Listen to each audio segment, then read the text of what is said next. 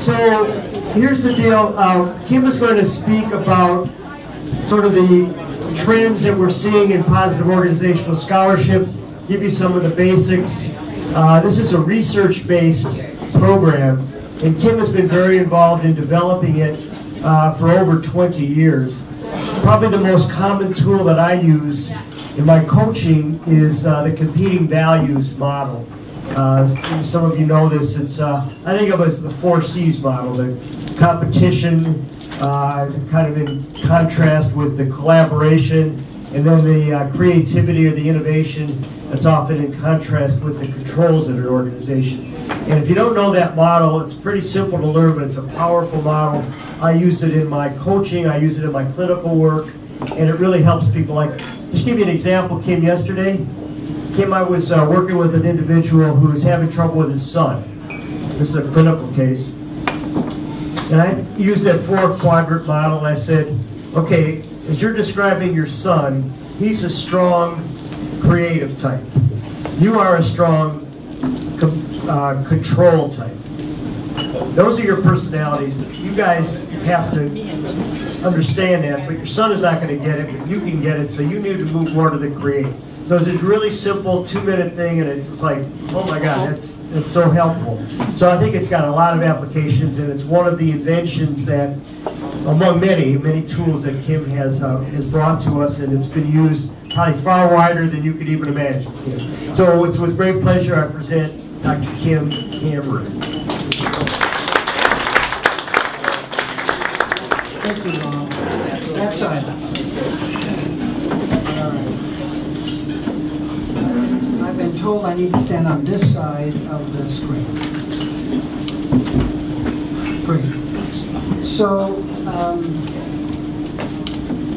I'm so grateful to be invited. Thank you. First of all, thanks. Can you hear me? Yes. Yeah. It was easier to hear some than others, I think, as we went around with the mic. And what I've done is switched presentations, because the original presentation was about 45 minutes long. This one is shorter. So we'll get ourselves out in time. Because the networking is so good, Rob. You're a magician at making this work. So I'm really glad we've had a chance to do this. So let me spend a little bit of time talking about something that I feel pretty strongly about, actually. And this is going to be a relatively short snippet. Some other time I'll maybe give the presentation I was originally going to give with all kinds of science about neuroplasticity and heart rates and brain scans and a bunch of really interesting stuff that has to do with, I think, that has to do with positive leadership. But I'll tell you something else instead. So this will be familiar to some. Across the top of this slide, there's a line. So consider that line to simply represent a deviance continuum. Now, in English, the word deviance has a negative connotation. So if I call you a deviant, that's normally a criticism. But deviance just means an aberration from the norm. Unexpected, not normal behavior. So we can think of negative deviance, but we can also think of positive deviance. So let me tell you why it's important to think of deviance on a continuum. Thanks for coming to our class once in a while, by the way. Menlo Innovations is this sort of spectacular company that student teams always want to go study. How are they doing what they're doing? Anyway. Okay, one implication of thinking of deviance on a continuum is that all organizations exist to eliminate deviance. The reason we organize is to eliminate unexpected, aberrant, not normal behavior, right? So we all come in here and Rob says, please settle down, please settle down, please organize yourselves so that the chaos will be reduced. By organizing, we eliminate negative deviance. But by definition, we also eliminate positive deviance. We eliminate the opportunity to be extraordinary. So all of the pressure in organizations is toward the middle. all organizations are trying to be predictable, controlled, stable. Wall Street punishes firms if they're unpredictable, right? Okay. So one implication is constant pressure to not be abnormal. I'll tell you more about that. The second implication is we know a lot more about part of this continuum and not much about the other parts. So, for example, think of physical health. So illness would be represented on the left side. My body's not working very well, cholesterol's out of whack, I got diabetes or something. Normal health is an absence of illness. 90% of all medical research focuses on the gap between the left-hand side and the middle, right? 99% of all pharmaceutical research is trying to close the gap between the left-hand side and the middle. As soon as I'm healthy, as soon as I'm absent symptoms of illness, cancer-free, I'm done. But on the right-hand side, there is in fact positively deviant physical health. I mean, it might be Olympic fitness levels, or 5% body fat for men, or 15% body fat for women, or the ability to do 400 push-ups, or something. I had two MBA students who were Ironman competitors. Can you imagine that? Ironman means 2.4 miles of swimming in the ocean, followed by 112 miles on the bike, followed by a full marathon, 26.2 miles, all at the same time. That's going as hard as you can go for about 12 hours. Somebody whose body works differently than mine. Okay, psychologically, it's actually worse. 99% of all psychological research, up until about the last 5 years, has focused on the gap between the left-hand side and the middle. Stress, burnout, schizophrenia, emotional difficulties. That's what Rob spends his time trying to do, is get people at least not, I'm having trouble with my son, well, let's figure out a way, at least get it normal, or absent. Okay, on the right-hand side, and Rob knows this too, on the right-hand side, there's positively deviant psychological health, or psychological functioning. And I don't know, it was maybe 10 or 15 years ago, there was a fellow who's at Claremont, Csikszentmihalyi. It's a name that has more consonants than vowels. Anyway, wrote a book called Flow. That was the title. He was the guy who introduced, I suspect, this concept of flow, which means when you're immersed in a task you care about, you're so, you lose track of time, you lose track of physiological needs. If you put electrodes on your brain, you're using more of your brain capacity than normal. That's a state of flow. Well, the question that we've been asking is, how do you get a team in a state of flow? How do you get an organization into a state of flow? Extraordinarily performing on the cognitive, mental, emotional side. Tomorrow night, no, tonight.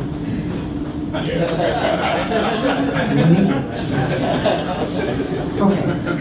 The whole point is we don't know much about this. Very little research. In organizations. So Dante's going to show up in class, and somebody will hand him corporate strategy or finance or something. Somebody will hand him a case study. What's going wrong? What are the challenges? What are the obstacles? Come up with some recommendations and defend yourself. That is, show us how you can be effective, show us how you can be competitive, show us how you can be #1 market share, and so on. That dominates business education, social science education. Sociology never even gets here. They're always worrying about social problems. But over here, there's a positively deviant, extraordinarily positive condition. These words are not nearly as well defined as these are, but I refer to this as a virtuous condition in an organization. That, and all of my research, by and large, has been focused on virtuousness in organizations. And the question is, can you identify it? How would you measure it if you could see it? And does anything at all predict it? That is, could we actually help an organization become positively deviant in performance? Okay. So I'm referring to the left-hand side as deficit gaps, problem-solving gaps. The right-hand side is abundance gaps. Now, my research has been focused, for the most part, on, well, how do you close this gap? How do you become extraordinary? I'm going to show you just one thing that we've discovered it, and I'll show you the research at the end. I'll just give you one little snippet of one of the things that's been so powerful in predicting. Can I help? We'll get the sun, I think it's, yeah, okay. The sun, right? Okay, so I'm going to introduce you to this one powerful predictor. When you draw a picture of an organization, you normally draw a picture using boxes and connecting lines, right? So here's the CEO, here's the direct reports, here's the direct reports, and it looks like something like a pyramid, except we may divide it into here's the one function versus another, or here's one geography versus another, or here's one customer group versus another. But for the most part, it's a hierarchical box and arrow kind of figure. That's the normal picture. Well, an alternative to that is to draw a picture using networks. So a network map in an organization is an alternative organization chart. And you know what a network map is? It's in the back of an airline magazine. Only cities are the things we're looking at. Well, you can do that in organizations, but you do it with people rather than cities. Okay. We have been doing interesting work on network maps in organizations. Now, the normal way you draw a network map is on the basis of information flows or communication networks. So who communicates with whom? Who gives information to whom? Who gets information from whom? The research is clear. In fact, there's an entire subfield in sociology called network analysis. Relatively complex mathematical field. The research is very clear. If you're at the center or hub of an information network, your performance is higher, as is the unit you manage, which makes sense. If all the information flows through you, you know the organization secrets, you can decide what to disseminate and what not to, and so on, you're going to do better. Okay, the second very clear finding from the research is, if another way to create a network map is influence networks. So again, who influences whom, who is influenced by whom. If I'm at the hub or center of an influence network, my performance is higher, as is the unit I manage. So if I'm powerful, influential, I can get things done, I can motivate people to get things done that I want done, and so on, I'm going to do better. That's pretty common sense. Okay, we've been doing research on positive energy networks. So what's a positive energy network? So when I interact with John, so I interact with John, what happens to my energy? I'm uplifted, elevated, is he life-giving, or is he exhausting, depleting? Jeez, it's difficult to deal with. In which case, is it de-energizing? So we could actually, in this room, we could create a energy network map. The way I would do it is I'd give you a list of everyone in the room, and I'd simply ask you to put a number next to each name, using a Likert scale, depending on how you feel when you interact with this person. Number 1, very de-energized, exhausting, depleting. 2, 3, 4, neither. 5, 6, 7, very positively energizing. Now I would have a data matrix on everybody in the room, and I would put it in a statistical program, and in 2 minutes I could have a network map of us. Some people would be more central in an energy network. Please. Okay. Yeah, that's better. Thank you. Thank you, Rob. Better. Some people would be at the center of an energy network, some people on the periphery. Now, again, I'm not rating John, I'm rating me when I interact with John. Okay, let me show you why that's important. So this is a network map, a positive energy network map of the New York office of the McKinsey consulting firm. You know that company? Probably the most expensive. One of my competitors, yeah. That's right. So if they were giving this presentation, it cost you $1 million.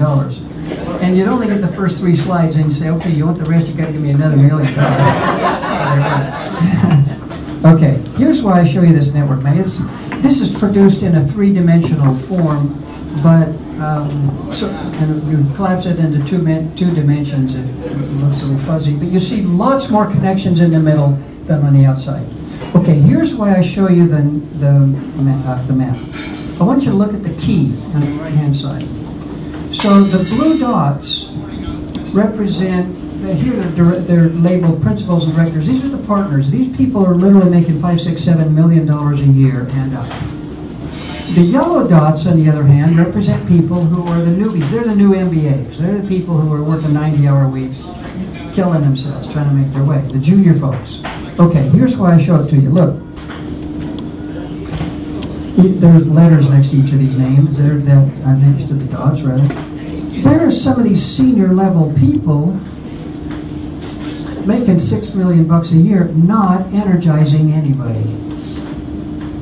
On the other hand, look here in the middle. These people, junior level people, giving life to the system. That is, they're helping this organization be energized. The point of this slide is your position in the hierarchy and the extent to which you're a positive energizer is not related. You can be the colonel, you can be the corporal, you can be the CEO, you can be the analyst, the receptionist.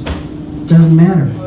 That is, energy and position are not related. Okay, this is the de-energizing network of the same organization. These are the people sucking the energy out of this place. Now, again, it's kind of hard to see, but look at this. You have a bunch of these senior level people just killing us. They're sucking the energy out of this system. I mean, it's so difficult to... Now, they're the people doing the strategy, they're the people who are setting direction, they're the people doing the appraisals, but they're just black holes, sucking the light out of the system. So once again, positive energy and position are not necessarily the same thing. Just by the way, see this person over here doesn't de-energize anybody, but look where he is. Yeah, right here in the center. What's his name? Let's see. JK. Yeah. So.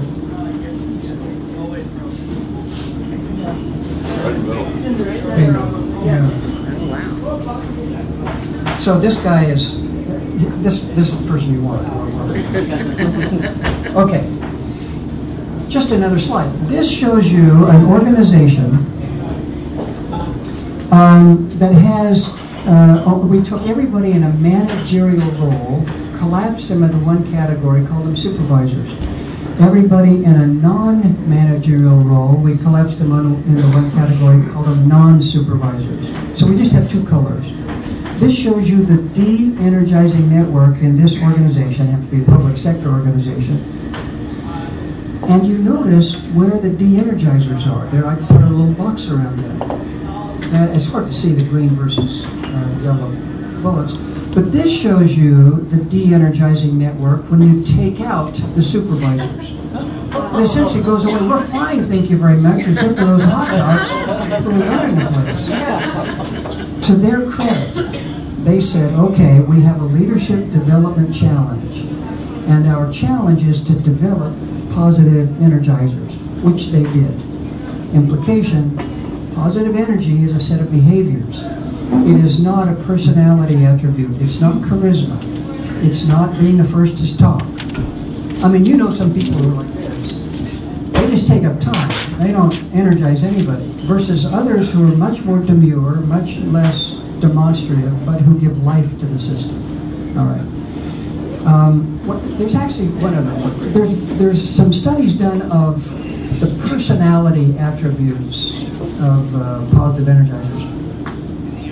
So, I don't know, up until about 15 years ago, there were probably 100 dimensions of personality. In fact, if you published an article in psychology, you almost had to invent a new dimension of personality. Somebody did a meta-analysis about, I don't know, 15 years ago, essentially said, look, all the variants can be accounted for by 5 personality dimensions. They're now called the Big 5. One of which is extroversion, introversion.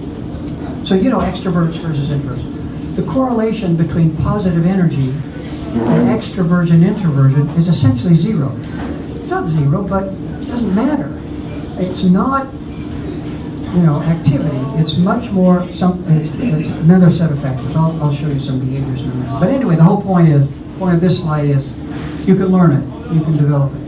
Okay, this shows you a communication or information flow network, and the different colors are different departments, different units in this organization. This shows you the same communication network when you superimpose on it a de-energizing network. In other words, communication essentially stops. If John is the world's expert, he knows everything there is to know, but he's a de-energizer, it's just too difficult to deal with this guy. I don't think I will. So I'm not going to get the communication. That is the correlation between communication, or information flows, and energy is very strong and positive. So organizations do better. Just want to make sure I'm reading that right. So on the right-hand side, the linkages mean that there is information flow. These two people are communicating. In fact, this person is getting information from this person. This person's giving information. And those people are energized, or they are not energized? This is when you superimpose on this structure de-energizers. I'm going to stop talking. We ought to switch this a little bit, but all of these communication networks stop when there's de-energizing going on. I'm just not going to deal with it. It's too hard. Okay. 2 or 3 other things we can determine from networks. One is the density. This is an organization, it's a very, very high-performing organization. Of all possible relationships in this particular team or unit, business unit, 69% of them are positively energized. Only 6% are de-energizing. In other words, almost everybody is a positive energizer for almost everybody else. The research is clear. The more dense, the thicker, the more connected energy networks, the higher the performance in organizations. You want more. Implication, this is a non-zero-sum game. Unlike power. So if I'm powerful, John's powerful, and Marcy again. If we give Marcy directions, but he and I conflict, then he and I fight until we finally decide who's going to really be in charge, right? Of the 37 wars on the planet, there is essentially who's going to be in control. Power almost always leads to conflict. On the other hand, if John's a positive energizer, I'm a positive energizer, there's no reason to fight about that.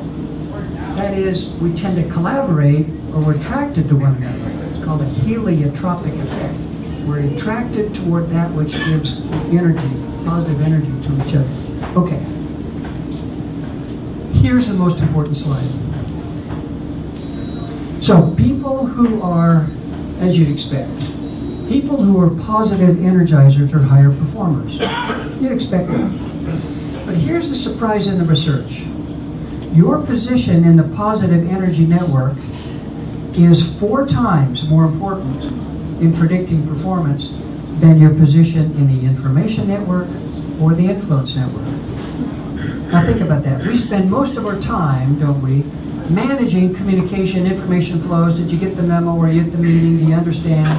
Everybody got the info? That's a big deal in terms of our management. Influence is a big deal. Make sure people are motivated, get the incentive system right, make sure they get the work done by Friday, I need it. Influence is dominates a lot. Question, do you ever manage energy? I mean, does anybody ever get recognized for being a positive energizer? Or promoted? Or rewarded? Or hired? Does energy ever enter the equation? Most of the time not. Now, we sort of know it exists. We don't manage it very well. All right. It trumps what we normally manage by a factor of 4. Second, as you'd expect, people who are positive energizers tend to enhance or improve, enable the performance of other people. That is, if I can get around John, if he's a positive energizer, my performance goes up. So I've been interested in the free agent market in athletics, because it's often the case we're going to get somebody on our team who's kind of over the hill, not at his prime, but we need him in the locker room. We need him in the clubhouse. Matters a lot. Randy Moss gets fired constantly because he sucks it out of the whole system. You know, Dwight Howard, we're trying to get Dwight Howard and the Los Angeles Lakers to get that chemistry, you know, and so on. Okay, you kind of know about this. Third, high-performing organizations. That is, the positively deviant organizations that we have studied have at least 3 times the number of positive energy nodes or positive energizers as normal organizations. Again, implication, you want to create it, you want to enhance it. You can expand it in organizations. You never get enough. Okay. Now, one of the, just a quick side trip, when periodically I get phone calls from companies, they say, come and help us change our culture, help us take a different direction. Culture is different. One of the things we've often done is to do a positive energy map, taking the hubs or core of that positive energy network, put them on a team and help them disseminate the culture change. It speeds up the change markedly by several factors. Because these people are on fire, they energize other people. If they become the message carriers, much more effective. Just one quick way to use energy networks. Okay, now here's a little bit of research. We've been simply studying leaders. And we asked, this is, shoot, I can't remember how many organizations in this study, but a lot. We were studying the positive energy of the leader of a business unit. And then a whole bunch of other outcomes. Does a positively energizing leader actually make a difference? This is on individuals. Oops. This one is pretty clear. Job satisfaction, personal well-being, and engagement in work, and performance, and how my family is doing. Enrichment, how my family life is doing is actually impacted a lot by my leader. You kind of know this. You know, people leave leaders, they don't leave organizations. I mean, if I'm working for United Bank, what a great organization this is, but my supervisor is an absolute jerk. So it doesn't matter what the organization is if I'm working for them. So the positive energy of the leader matters a lot. Now, by these arrows simply identify, the P stands for the probability that this relationship actually occurs by chance, as opposed to, no, we can actually predict it. These are just statistical terms. So 999 times out of 1,000, job satisfaction is due to the energy of the leader. 1 out of 1,000 times it would be random.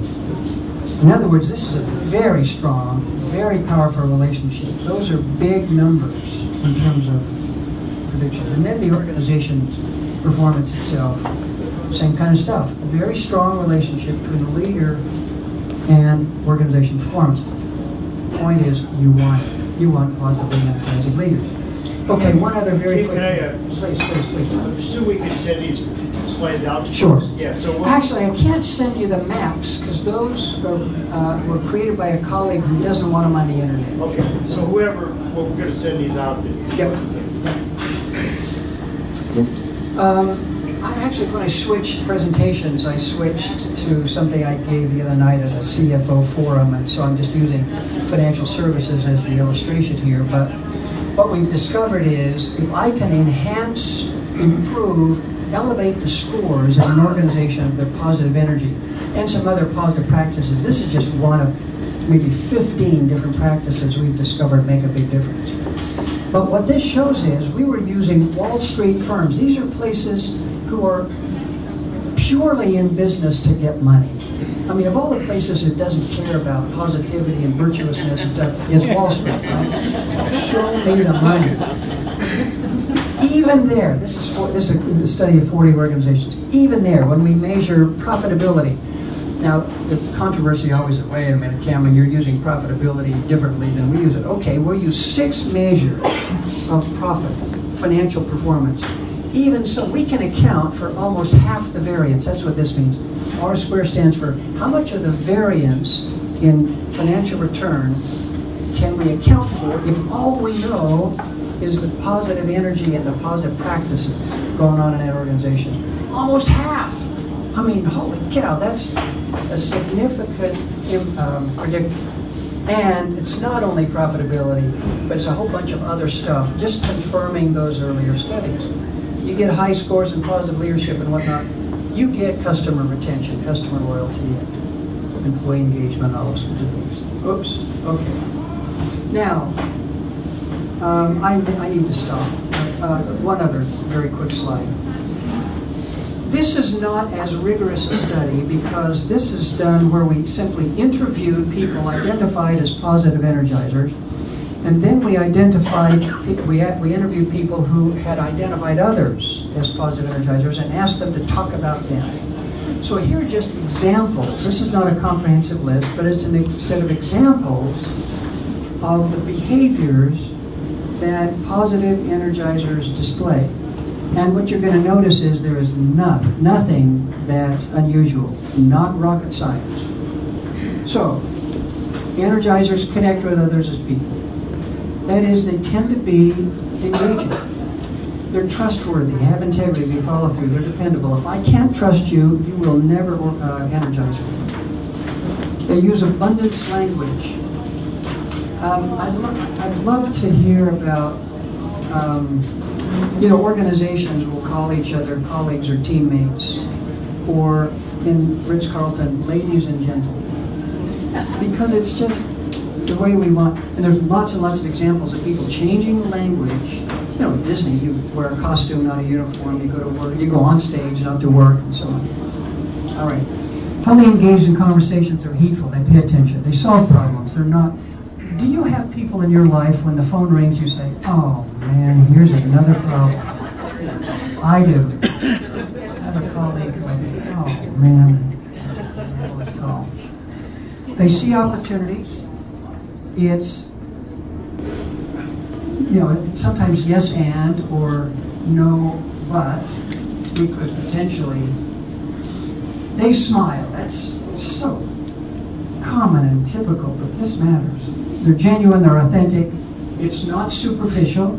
It's not an act. It's not, syrupy, soupy, saccharine, sweet behavior. That has the opposite effect. They express gratitude, humility. They're not selfish. Versus people you see who are black holes. They always have criticism. Man, it is such a beautiful day. Cold for me. They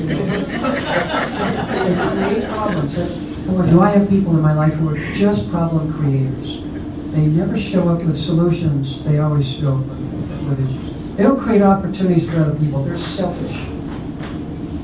Often inflexible, dogmatic. I don't care what the data says. I've already made my mind up. Don't show concern for people around them. Not good team players. Don't come through on commitments. When people don't listen, they just get louder. And so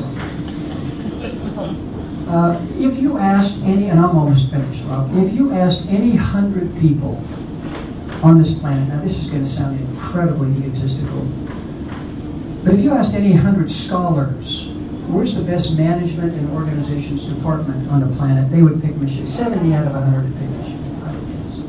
Not 100%, but a majority would, by far. We have a spectacular set of people in our department, and Rob's had several folks come over here. About 20 years ago, we actually identified the 3 criteria that we use when we hire people. Number 1 is you got to be a world-class scholar. That's just given in a research university like this. Number 2 is you got to be a good teacher. You can't offend the students and put them to sleep. I just woke him up. Number 3, and here's the key, you have to be a net positive energizer. You have to add more energy to the system than you extract. Well, how do we determine that?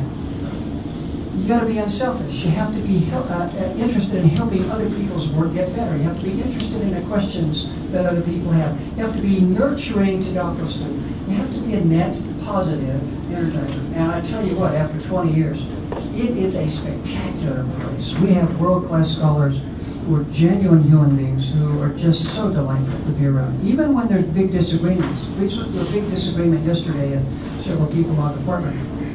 But we ended up loving each other more than we did before. So, all right. The whole point of this is, it's all of these are developable. All right, now there's a bunch of stuff about how to manage black holes, and I'm going to skip all that. But we're out of time. We have time. 5 minutes? Oh, we're gonna go to like 8:50. We'll have the Q&A. So go Okay. on. Okay. Go back. So let me ask you, how do you all of you? Can you change that to the ASS holes? You know, I spend a fair amount of time, once in a while, with healthcare, CEOs of hospitals or healthcare providers or physician practices or people like that. Invariably, someone will come to me and say, okay, Kim, I get this positive energy stuff, but look, we've got this cardiovascular surgeon, we have a transplant specialist, we have a neurosurgeon who's an absolute jerk. I mean, this guy is offending the patient's families, the nurses are constantly quitting, he's just toxic in our environment. Now, I can't fire him because he's bringing in so much revenue, but man, this guy is so terrible. What in the world do I do with a black hole? What do you do? What do you do?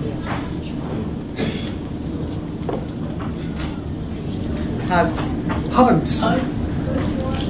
Stay away from it. Stay away. Push them away. Now look, I don't have good research. I normally will never prescribe advice or give prescriptions unless I have data. It's one of the promises I've made to myself is that I will never give a prescription unless there's empirical data and a theory to explain why it works. So I don't have data on this, it's just personal experience. I sort of have a little personally, I just have a little four-step formula. Number one is give them feedback. Sometimes people don't know what kind of impact they're having on others. I can remember as a teenager, my dad said to me once, "Man, you are so negative. You're constantly critical. You always are disagreeing with what I'm saying." I didn't know that. I was doing fine. Thank you very much. Many times, feedback is all that's needed. On the other hand, feedback has to be, number one, authentic, and number two, it has to be supportive. Meaning, it can't be evaluative, can't be denigrating, can't cause people to feel, you're attacking me. So there's a way to give feedback. Most of you know about that. We teach people that. But anyway, supportive feedback. By the way, that also involves listening. Asking questions and listening. There's this wonderful study by my friend Arbor who used to be here, is now in North Carolina, who's done all kinds of really interesting work on neuroplasticity and on vagal tone, which is, you have a vagus nerve. Some of you know about this. The vagus nerve goes from the bottom of your brainstem down around your heart and then controls your heart rhythm, controls a lot of things. Vagal tone can be measured by what's happening when you breathe in and when you breathe out. There's a slight little blip in your heart rate. Some of you know about this. That's why you don't want a flat line in a hospital, right? You want the little blips. And part of that has to do with measuring vagal tone.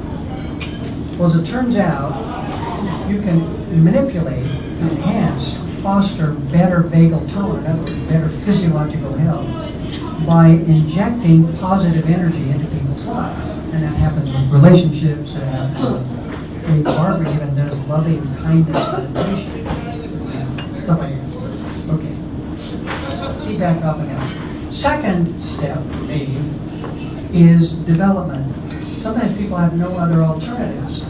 So give them some alternatives or help them develop some other way to behave. Now, most of the time, that's all it takes.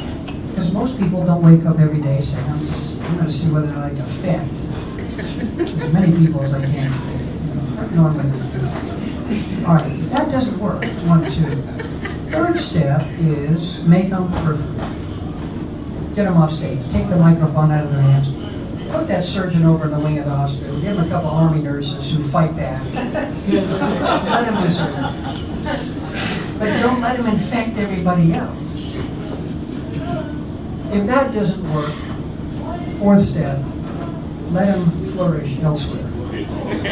Or help them flourish elsewhere.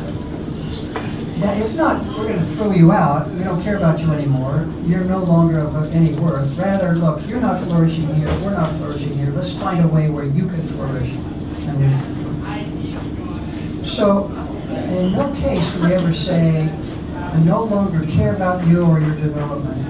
Rather, we got to thrive, you have to thrive. This isn't working. Okay, that's just, you have these same kinds of experiences all the time. That's what I'm trying to do. In my opinion, I have an administrative role now in the university. I don't like it much. Okay. I would much rather write or something right now in this part of my career. Okay, so here's just some questions. The reason I put this slide up here is it's a set of questions that you may want to just think about in your own organization, because it has some behavioral implications for you. One, who are the most positively energizing people in your organization? I mean, who are they, for heaven's sake? What rewards or recognition ought to be given to those who demonstrate the most positive energy? Can you think of any way to recognize positive energizers? What mentoring relationships ought to be created to take advantage of your positive energizers? See, if John's a positive energizer, and I'm not, one of the things that can help a lot is to simply have him spend a little bit of time with me. Number one, I'm attracted to him, and when he gets around me, my performance goes up, and he can expand my energy as well. He can just coach me and mentor me. Because it's such a powerful, so simple, it's such a powerful, just one intervention. What are the key attributes of those people? What do you want to foster, facilitate, enhance, move up in your organization? What are those attributes? Because it may not be the same in every organization. What teams ought to be formed? I mean, maybe we need a very important project, and it's got to get done really fast, and I've got to have buy-in from a lot of people, and a commitment throughout the organization. Maybe I ought to get a team of positive energizers to do that dissemination. On the other hand, I don't want every team to be that way, because what I want to do is get people who are less positively energizing and positive energizers together, so that we expand those who are not.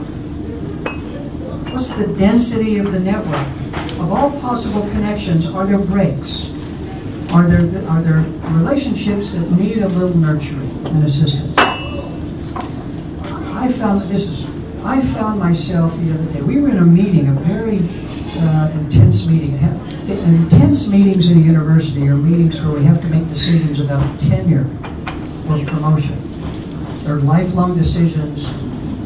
We don't tenure anybody unless they're the best in their specialty in the world. Well, that's hard to determine sometimes, figure that out. We were having some disagreements about a big, pretty intense conversation. I noticed a woman, I noticed a faculty member in our department who was very tense and tight-jawed, and this was a very difficult meeting for her. And at the end of the meeting, she walked out with somebody else who actually has an office very close to mine. And I talked to them, later I talked to this person and asked about this other faculty member. And we were trying to speculate about what in the world's going on in her life, because the positive energy networks were just blocked. Well, there's enough sensitivity and support in our department to begin reaching out. I mean, there were several memos, several lunch appointments, several meetings to try to get those energy networks back connected in this person who's struggling with some other things. But a fair amount of sensitivity about how can we make these energy networks work. The density matters. What kinds of activities can be developed in your organization to foster more positive energy? Sometimes it's Leaders Connect, sometimes it's a picnic, sometimes it's those kinds of things, but what else that's not necessarily the event at the end of the year can foster that? And then what are the leadership training and development applications? We teach this stuff at Michigan in both degree program classes and in executive education programs. We have a week-long, we just finished a week-long program, talks about this. Please, Rob. can I going to call on a couple people. Go back to that slide. There's some great examples of people that are doing some of this in this room. And I'd like to give you a little bit of a panel reaction. So, Tom, Rich, let's see, Megan, you guys come up here just for a second. These are 3 organizations. Tom has been spearheading a lot of this activity at United Bank. Rich, you know, has been doing this at Menlo for almost 15 years now, I think, Rich? And 12. And Megan has built her company in Chelsea in great space in the clock tower. And they, I know, as having coached and worked with these folks, that they're practicing. So if you guys could give some reaction and talk a little bit about some of the practices to ask, I think that might be some good feedback. Is that a good idea? All right, if it's not, we're in trouble, all right? So who'd like to start? One of the things that we really like to do is incorporate appreciation and gratitude into all of our meetings. So our recipe for a staff meeting ends with appreciations, where we give out shout outs big and small to things that people have done that have made a positive impact. And a lot of times it's kind of funny because they didn't even realize they had a positive impact, and if we hadn't had that deliberate practice of thanking them, they might not have even noticed it. Storytelling is a big part of our culture, and we most of the stories we tell begin by talking about joy, the business value of joy, and we custom fit everything we do in our organization to that joyful intention.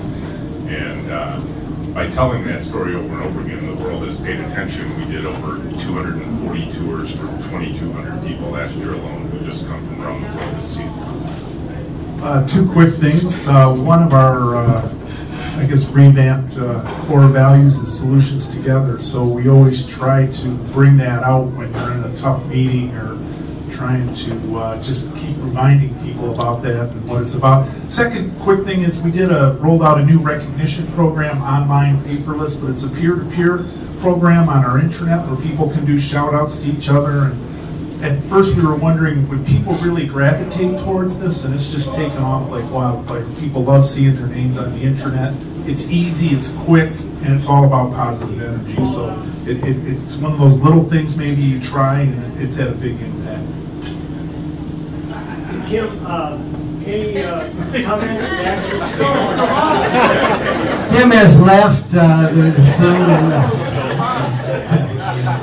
we just got a call from Beeline to say, can you help energize McGurry tonight? I don't think that's going to be a problem, but reactions or questions to that? Yeah, so several. I mean, I have a whole bunch of thoughts.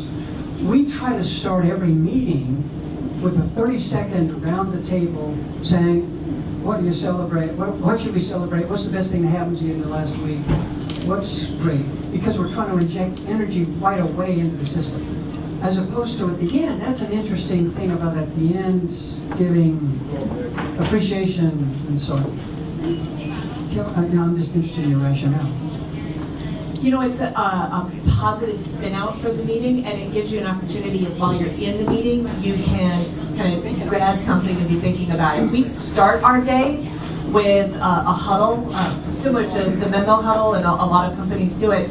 And we talk about what we did yesterday, what we are doing today, where we could use some help, and then something cool that's happened in our personal lives since we last got together, and so that's how we connect together as people. So we start our mornings with that every day.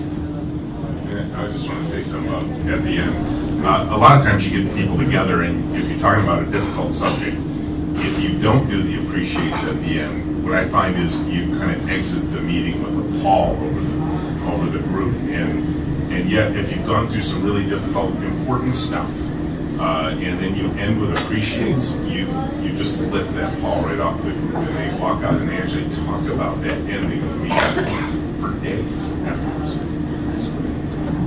As head of HR, unfortunately, I get the job of doing exit interviews, so and then we feed those back. But it's interesting just to kind of tail on your comments about why people leave, and you can sense they just don't feel any energy anymore, or actually, it's draining them, and that's part of what's driving them out of the organizations. So I found a new slide. It was from the original presentation. And I was going to show you a bunch of... Thank you, guys.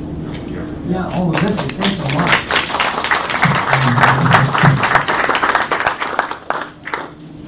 Is this okay to stand? You've lost me a long time ago. This is Roger Rayle, by the way, he's one of our sponsors, and he puts these on video. They're usually out by Monday on the website, so my website. So, you know, it's great service. Thanks for doing this. Okay, so when I think about, I just pulled this slide up because it has a bunch of ideas regarding simply fostering gratitude. I'll show you why that's important in just a minute. A gratitude journal, most of you know about this. A gratitude journal has been found to have big impact on people's lives and in fact on their performance, and therefore aggregating that onto organizations' performance. A gratitude journal is simply taking 5 minutes at the end of every day before you go to bed, writing down the 3 things or the 5 things that were the best things that happened to you today or for which you're grateful. People do this constantly. There's lots of stories to tell about keeping gratitude journals. It's just a prescription. Have everybody in your organization keep a gratitude journal. There's research about gratitude visits or gratitude letters. Identify somebody who's contributed to your life, difference, whom you've never acknowledged. Writing that letter or making that visit is not only important for you, but it actually, of course, is important for the other person. Okay. Gratitude cards. The CEO of LG, you know, the Korean company LG, about 6 or 7 years ago, got exposed to all this stuff. I spent about 3 or 4 days with he and his top team. He said, okay, I'm going to have my secretary, my assistant, put on my desk every day 5 cards. On one side is printed, thank you. On the other side is blank. I'm going to simply write 5 cards. My assignment every day is to write 5 cards, 5 thank you or gratitude cards, and distribute them to somebody in my organization. I saw him less than a year ago, 7 or 8 months ago. I said, are you still doing this? He said, absolutely. It's been one of the most important things I've done in my organization to turn it around. It's a simple thing. The CEO of one of Prudential, Prudential piece of one of those organizations, lives this stuff every single day, gets up out of bed every morning thinking about how he can apply some of this positive leadership stuff. So he has assigned his 16,000 employees, and he keeps track. Every day, your assignment is to positively embarrass somebody else, meaning compliment them in front of somebody who cares. Boy, is that a simple thing to do. Or, well, I mentioned my friend Arbor Fredrickson. This is kind of new age, pushy stuff, but between 3 and 30 minutes, you can do this in as little as 3 minutes. Simply identify, think about, meditate. Think about a person whom you were really close to, who you love. Think about the loving kindness relationship you have, and begin expanding that out. 3 minutes of that contemplative activity has all kinds of interesting physiological impact. I don't think there's one of my friends, Toshi, who talks about doing this for himself. Sorry. There. Well, so here's why. I'm 4 slides and I'm done, Rob. So this shows you your heart rate when you're in a frustration condition versus when you're in a gratitude condition. So it turns out this adds 11 years to your life. And that's one of the findings of gratitude journals, literally. And this is a study. I'm going to show you only 4 of these. This is a study of when you simply ask people to contemplate a positive, optimistic future versus a neutral or negative future. And you do brain scans. More areas of your brain are activated, and of those activated, they're activated to a greater extent in a positive condition. Your brain works better in a positive state. You're smarter, literally. Your IQ is higher, and your brain works better in a positive state. This shows you something called coherence. This is, you have heart rhythms, you have brain rhythms, you have muscle twitch rhythms, right? Athletics knows about this. When everything is perfectly aligned, when my heart, my brain, muscles, is everything's aligned. It's called coherence. Well, you can measure that, and the perfect, ideal measure is 0.1 hertz. Okay, here's when you're upset, angry.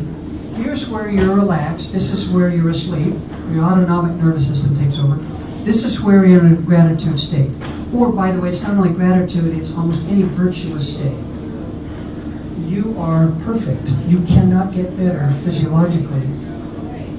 Nervous system, brain waves, heart rhythms. You can't get better than when you're in a virtuous, in this case, gratitude. It's easy to show gratitude state, loving kindness, forgiveness, and so on. This shows you the vagus nerve stuff. And it simply shows that when you inject, when you enhance positivity, vagal tone goes up significantly. And so, okay. So I'm going to stop here. The last slide says questions, yeah, buts, balonies, comments. Anything on your mind? We're out of time. You had a slide with your books and presentations you want to make. There is a slide that shows the book.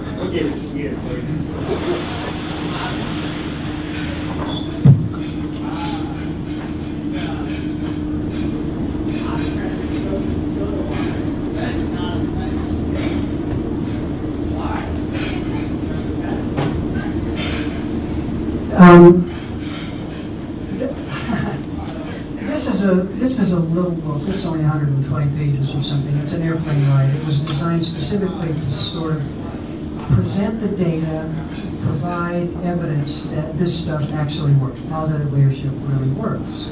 There's another book coming out in August that gives much more, here's how to do it, a whole bunch of tools and techniques. This one, you don't want. This one is a literally 1,200-page book, which came out this year. And the purpose of this book is to say, what do we know now that we did not know 10 years ago about positive organizational scholarship? Organizational means what do we know about how to apply this in organizations? And what do we know from the scholarship, not from just experience, but what does the research say about applying positivity? So literally 1,200 pages. And it's wonderful, it's comprehensive, but only academics can get through this, you know. And then there's a bunch of stuff that we do at the university.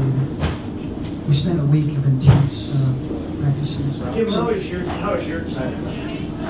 How's my time? If you have time to stay open. Sure, you bet. Because I know some of you have a hard stop, so I'd like to keep going, but if you have a hard stop, it's okay to exit. So please do that. And let's start with some questions. And John, I'm going to pass the mic for the questions, so come up on the tapes. So I'm just interested in ways that people can draw these network maps. Is there some accessible way to actually take data from your organization and draw information, influence, and energy maps? Good question. So I'll talk, can you, oh, no. We need it for the Okay, so question has to do with drawing network maps. There are two ways to do that I find easy. One's the right way, one's a simple way. So the easiest way to do it and the very fastest way to do it is simply get everybody, if this were our team here, I would simply ask all of you to identify the two, I'd pick two. Name two people in the room who are the most positive, energizing people in the room. Write those names down. I simply, Mary gets 3 votes, Sam gets 16 votes, Rob gets whatever. And now I draw, and then what I do is I simply draw bubbles. Big bubbles have lots of votes, smaller bubbles have smaller votes. And I now almost automatically know very quickly who are the positive energizers. Now the data is not exactly accurate, but it gives me a good enough picture in, 3 minutes of who are the positive energizers. The more sophisticated, more accurate way, because you can do lots of manipulations, is to use some software which is available online. You can Google, it's called UCNet, U-C-I-N-E-T. It's a software package. And it's very easy to learn and do. And you simply input, that would be where we have a data matrix, everybody's name with numbers next to it. You input that data, and UCNet will produce then networks. And so you can rotate them, you know how far and how close people are to one another, you know the extent to which it's intense, you can generate density, you do all kinds of stuff. UCNet. Easy to. We got it. Don't ask a question. So, this is great information. I have one really specific question, which is, sometimes those people that you work with, or in your family life for that matter as well, but it's, you know, the ones that are the most negative are also like often the most introverted, anxious, sort of stressed by their whole life people. And so when you try to imagine how do you like reach out to them and maybe supply them with tools, or without, I mean, you can't just say, hey, let's do some loving kindness meditation together. I mean, are there any strategies for sort of like kind of trying to slowly bring those things in a way it's not maybe threatening or stressful? It adds more stress people who are already stressed. So that's exactly Rob Pasick's expertise.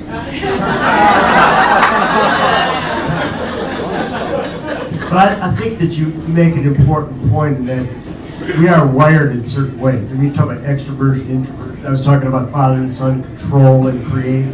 And I think you have to accept people where they are and not put a lot of energy into necessarily drawing those people in. And I've coached a lot of people. I'm coaching somebody right now who's had this problem and has lost a job as a result. And I can't infuse that person with that kind of energy. But I think what I would say from the research is to put your energy into the people who are giving the energy. And rather than trying to correct the people who are not there, really focus on the others and let those people be the leaders. And then I think people pick up that energy just because it's in the air, you know. But I really don't think there is a way to turn around, you know, negative people. I call them toxic people sometimes. And many times, and Tom and I, you know, we've been through this with United and many of the other places where I've coached, you have to let some of those folks go. Now, if they're your family, it's a little harder, but we do have our ways. So I have a question for Kim. I'm looking around the room, and there's a lot of engaged people, but I would say a third of the people have been on their phones, iPads, and have been distracted by, and I see this more and more, and I wonder if you have any observations, research, or what's happening to our world when people are so easily connected outside of the room, and how, you know, I'm not blaming anybody, I don't want to point any fingers anywhere in particular, but you know what I'm saying, Kim. So anything on it, because I think it's a big problem. Nobody in particular. Oh, they're all looking at, they're all doing positive things. They're all liking you on Facebook. Tweeting, yeah. You know, I wish I had a good answer to that. I think it's, my guess is it's going to go up. You know, the teenagers sit next to each other and text each other and those kind of things. There's this wonderful research that I became aware of because Barbara, again, Barbara Fredrickson used to be here in her psychology faculty, and North Carolina paid her an enormous amount of money, said, we'll fund your lab, please come, and she did. So she's doing this really interesting work, and there appeared in the New York Times Magazine on this past Saturday. This past Saturday, Barbara Fredrickson. Sorry? Op-ed piece she wrote. Yeah, and it has to do with texting and relationships and things like brain functioning and physiological health and those kinds of things. What she's essentially said is, this is going to be way simplified. When I interact with another human being, there's something actually that occurs in my brain, and she refers to it as resonance. So when you're in a relationship, when you're not even a relationship, when you're in a temporary interaction, we call it a high-quality connection. The checkout person at the store, and those, when you're in a positive interaction, there actually physiologically becomes a resonance. your brain and the other person's brain tend to begin matching in their rhythms. And she attributes that, by the way, the feelings that we have of love and attraction and so on. She thinks it's physiologically determined. Okay. The difference between that and when I'm texting you is that there's no resonance. And in fact, they've done studies of these people over time, some in a control group, some in an experimental group, where some people are in relationships, some people are texting, and it actually diminishes cognitive functioning and the ability to form close, loving, supportive relationships. So the more we text, the less capable we're being. Now, over time, you could probably notice a difference. She's managing micro kind of changes. But that's essentially what this article says, is texting is going to be a really negative thing, an impact on our relationships and our ability to create love in our the supportive relationships we have. Kim, thank you for the answer. And I want to, there's some connect points in this room about POS. And you mentioned your classes. I know, how many of you are involved in POS activities? I know Fritz is very involved, Deb, Tom. So Fritz, can you talk about ways that people may connect with this community a little bit? And not any others that have ideas, because I know there's hubs in the university, there's hubs in the consulting community. We've created a group that it's called POS Practitioners that gets together periodically and talks about how do we take this science out of the university and put it to work on a daily basis with our clients and maybe perhaps with our families. And it works. It's been a wonderful group, and let me just share that if any of you are interested in being a part of that, let me know. An easy email is fritz.s@umich.edu. Just let me know if you'd like to be a part of that, and we'll get you part of the organization. It's a wonderful group. We've even had some of Kim's students come in and share some of the recent research, and it's fascinating what these young people can provide for us. So please let me know. Have a note that they want to connect with them? Yeah. Fritz S. Fritz S. Fritz S@umich. Yep, Z and an S, correct. Anybody else have anything they want to talk about that they may be connecting with? Deb? I just had a question. Have you ever read the book or seen the book Messages in Water? The Japanese guy? Yeah. Yes. It's very interesting because they expose water to different emotions and then look at how the crystals respond. And the most beautiful crystals are with gratitude. So, it's basic. How much of this is water? 90-some%. So energy affects us on all levels. What's the name of the book again? Messages in Water. It's beautiful photography. It's a Japanese author, but I don't remember his name. I can't remember his name. I have the book. I can't remember. Give a couple more here. Yeah. Just had a question. How does one expose water to emotion? You actually write the name, write the emotion down, put it in the water, or you can just do it. This is new agey stuff. Okay? But what impresses me, But what impresses me is how when I see research, scholarly research, which complements or agrees with those sorts of things. You need to read this. There are two books out there too that were written by the same author, same company, Paul Spiegelman and Beryl Health, The Smile Guide and Why Is Everybody Smiling? Both of those books are great, kind of almost case studies of how an organization has implemented all kinds of best practices and structures and processes and hiring and all this other stuff to make sure that they have a good cultural fit. But the positivity is a huge, huge part of that culture. It's really interesting. That's a really good reference. I am now, in fact, I had a conversation last night with Paul and several other people. We are in the midst, very early stages. A couple of years from now, we'll come back. We're in very early stages of a big project with 80,000 companies, which are called Small Giants. Zingerman's is a member. And the Small Giants Association is funding this research, and essentially, what's the difference between the really great ones, the spectacular, positively leading ones, and everybody else?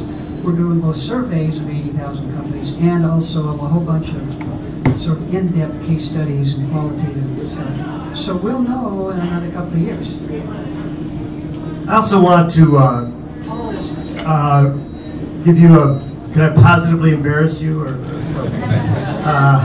and that is, I think Kim's work has influenced the state. We're looking at how we could turn Michigan around. And one of the big nodes is the governor's tagline, which is relentless positive energy. And I know he's been exposed to what you guys do. And so that's an example of how he is trying to infuse that. I've been a consultant with the governor's team, and he's trying to infuse that at all levels. There's an RFP out now for training leaders, and this is a big part of it. How do we train the leaders of the state government who have been negative, let's face it, for years to get this pot? So I think the work of Kim coming, doing the research, but also spreading it locally has really infused many people in this room with energy and hope, and I think it's happening at the state level. So let's give Kim a hand for all his work.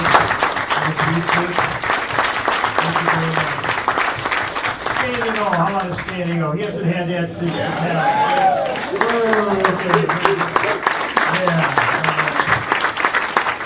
So you can sit now because I'm going to speak and I don't get standing O's very often, but I would like to announce that April 19th, we've invited Kim's boss to come. So Dr. Mary Sue Coleman will be our speaker at CEOConnect in April. And we're now negotiating to have that at the United Way out on Platte Road as a benefit. I know Todd and several others have been on the United Way board, and we had football coach Mr. Hoke out a few years ago there. We had a great audience, so we want to be able to get as many people there to interact, leaders in the community to interact with Mary Sue Coleman, who's been a wonderful president. And so we'll let you know more about that, but April 19th, and hopefully at the Washtenaw United Way office. Okay? Any other questions? Yeah. Well, I think we're going to wrap just in terms of this 9 o'clock, and I know you. Oh, okay. All right. The Small Giants International Summit is coming up. What Kim was just talking about, the organization. It's in San Diego in June from the 8th to the 10th, and you can register at smallgiants.org. There's a bunch of speakers who are going to be talking about these types of topics, and it's also combined with the Inc. Leadership Conference, which also has a track about positivity and culture in your organization. All right, thank you very much. Please bring some food back to your leading your energized workforce. We got extras left over. All right.